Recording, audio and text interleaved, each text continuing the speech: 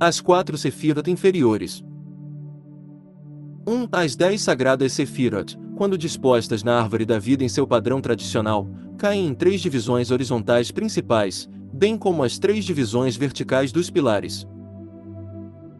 A mais alta dessas divisões horizontais consiste nas 3 supernais, que para todos os propósitos práticos estão além da esfera de nossa compreensão. Nós as colocamos como princípios fundamentais que devem existir se as manifestações subsequentes devem ser explicadas. Elas representam o ser puro e os princípios opostos de atividade e passividade, e são bem descritas ao chamá-las de triângulo supernal.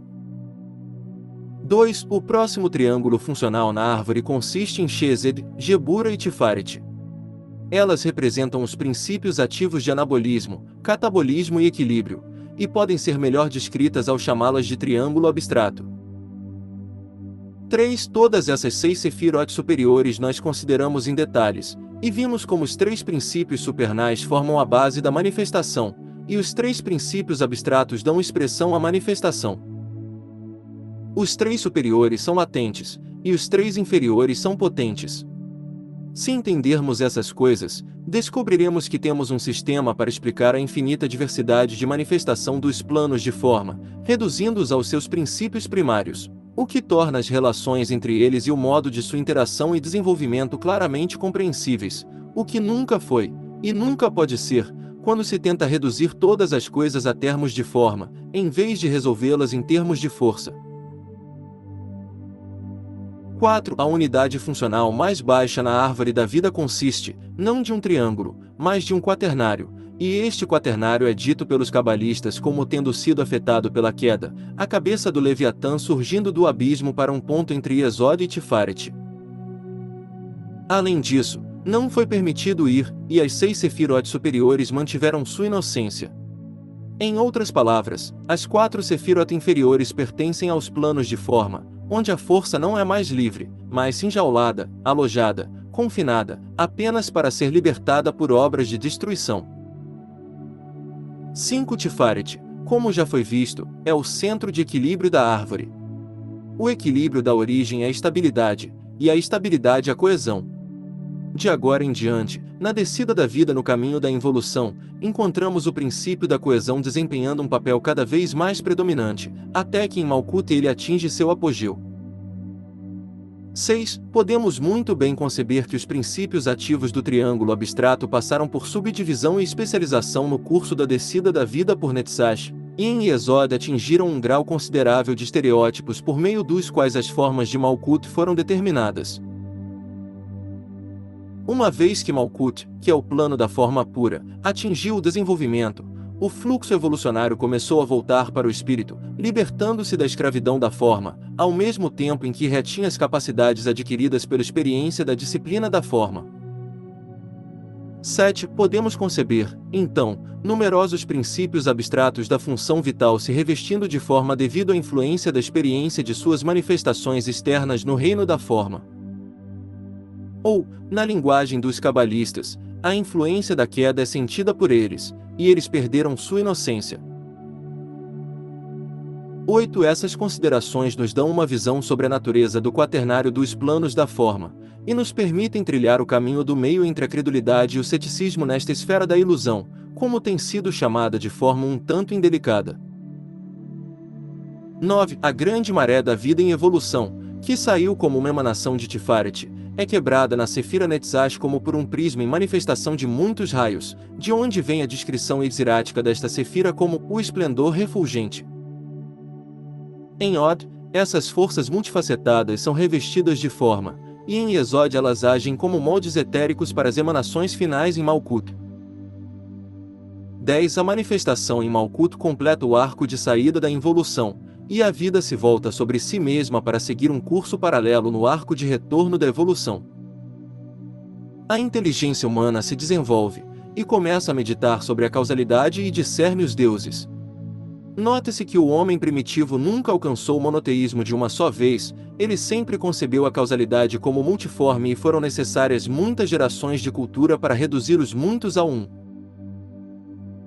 11. Isso nos leva à grande questão, que quase poderia ser chamada de morador do limiar da ciência oculta, O horror que confronta todo aventureiro no invisível que une em si as funções da esfinge, e faz uma pergunta à alma sobre a resposta da qual depende seu destino. Ele será condenado a vagar nos reinos da ilusão? Ele será devolvido aos planos da forma, ou lhe será permitido passar para a luz? Esta questão é: você acredita nos deuses? Se ele responder sim, ele será um andarilho nos planos da ilusão, pois os deuses não são pessoas reais como entendemos a personalidade. Se ele responder não, ele será devolvido no portão, pois os deuses não são ilusões. O que então ele deve responder? 12 da intuição de um poeta nos deu a resposta. Pois nenhum pensamento do homem criou deuses para amar e honrar antes que a canção dentro da alma silenciosa começasse, nem a terra poderia em sonho ou ação tomar o céu sobre si até que a palavra fosse vestida com discurso pelos lábios do homem. 13. Aí temos a chave para o enigma. Os deuses são as criações do criado. Eles são feitos pela adoração de seus adoradores. Não são os deuses que fazem o trabalho da criação.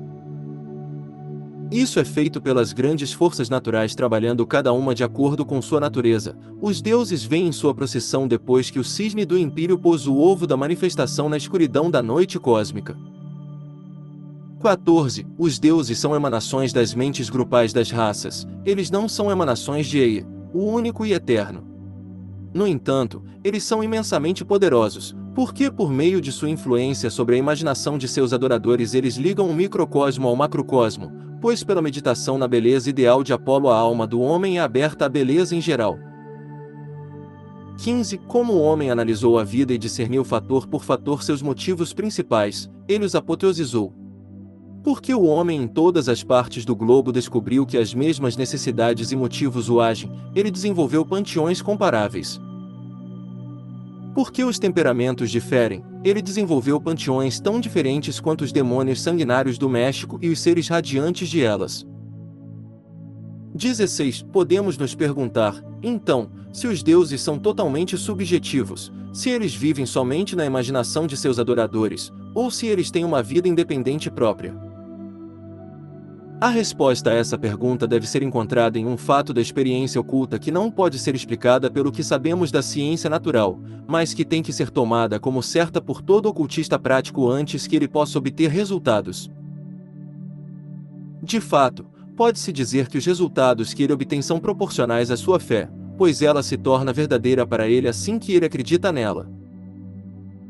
Esse fato é que apenas uma proporção muito pequena da substância mental existente no universo, seja ela qual for, é organizada nos cérebros e sistemas nervosos de criaturas sencientes. A vasta massa do que, por falta de um nome melhor, chamamos de substância mental, porque essa é sua analogia mais próxima entre as coisas conhecidas, está se movendo livremente no que os ocultistas chamam de plano astral, organizado em formas dentro de si mesmo, mas não necessariamente ligado à matéria. Diferentes ocultistas se referem a essa substância mental livre por nomes diferentes. Blavatsky o chama de Akasha, Eliphas Levi o chama de éter refletor. Netzach representa o aspecto força, e ódio o aspecto forma deste Akasha. 17. A partir desta substância mental são formados os moldes de todas as formas, e dentro destes moldes é construída a estrutura de tensões etéricas que funcionam na esfera de Yesod, e dentro das quais são mantidas as moléculas de matéria que formam o corpo de manifestação no plano físico. 18. Normalmente estas formas são construídas pela consciência cósmica expressa como forças naturais, funcionando cada uma de acordo com sua natureza, mas como a consciência começou a se desenvolver nas criaturas do Criador, ela exerceu sua função em vários graus sobre a substância mental astral que, por sua natureza, era passível de influências da consciência. Consequentemente, o pensamento do homem fez deuses para amar e honrar.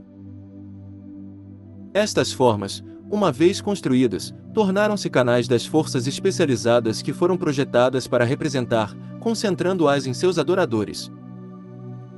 Neste sentido iluminado, os iniciados não apenas acreditam, mas adoram os deuses.